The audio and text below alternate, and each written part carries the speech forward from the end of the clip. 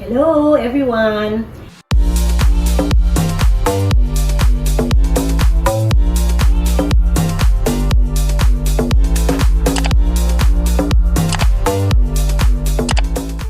Namula at namaga ang ilong at bibig ng isang bata.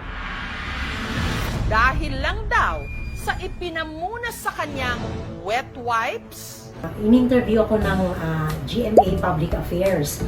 It's about a child, a 3-year-old child na nung gumamit ng baby wipes, several hours after, namula yung kanyang part na to, yung upper lip niya, at pati yung upper na area ng ilong, yung lower third ng ilong niya.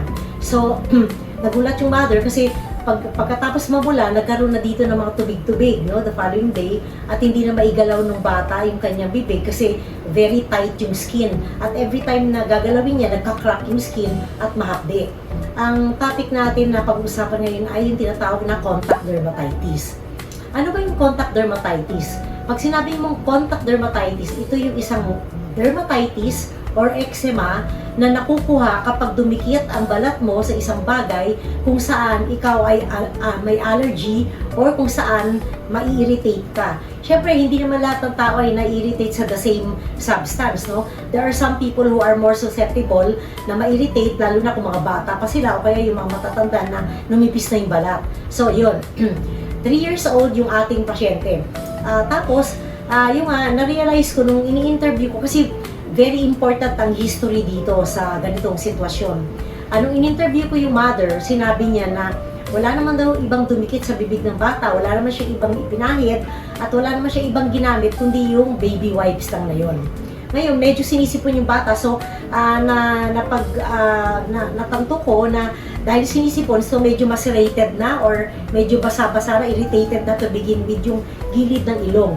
Pero dahil sa ginamit niyang wipes, yung baby wipes, lalong na-aggravate yung irritation na yun kasi namula na hanggang dito. Ayan. Kaya, irritant contact dermatitis ang ating ang diagnosis ng pasyente natin kahapon na bata. Nabanggit ko nga kanina, dalawang klase ang contact dermatitis, irritant at saka allergic. Ang irritant, kapag ginamit mo yung isang bagay at dumikit sa balat mo, nakakaroon ka kaagad ng within several hours, nakakaroon ka agad ng reaction.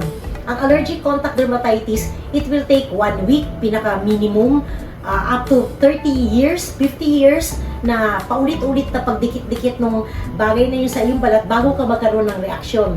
Kasi sa allergic contact dermatitis, you need to build enough antibodies against that substance in order for your skin to elicit or to show a reaction. Sa irritant contact dermatitis, there's no need kasi irritant nga siya eh. So kung dumikit pa lang, after several minutes or after several hours, magkakaroon na kaagad ng reaction. Yun ang difference nila.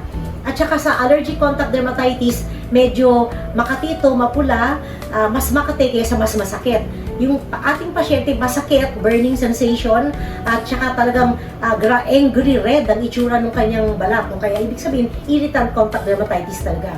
Ngayon, tinanong ako mga nag-interview sa akin, Doktora, pwede ba natin i-patch test ito? Ang patch test kasi ay isang uri ng test, no? Para malaman kung mayroong allergic contact dermatitis. Ginagawa lang to sa allergic contact dermatitis. Since yung pasyente natin may irritant contact dermatitis, hindi natin kailangan gawin yung patch test. So, yun. So, walang patch test na ginawa dahil irritant contact dermatitis yung pasyente at hindi allergic contact dermatitis.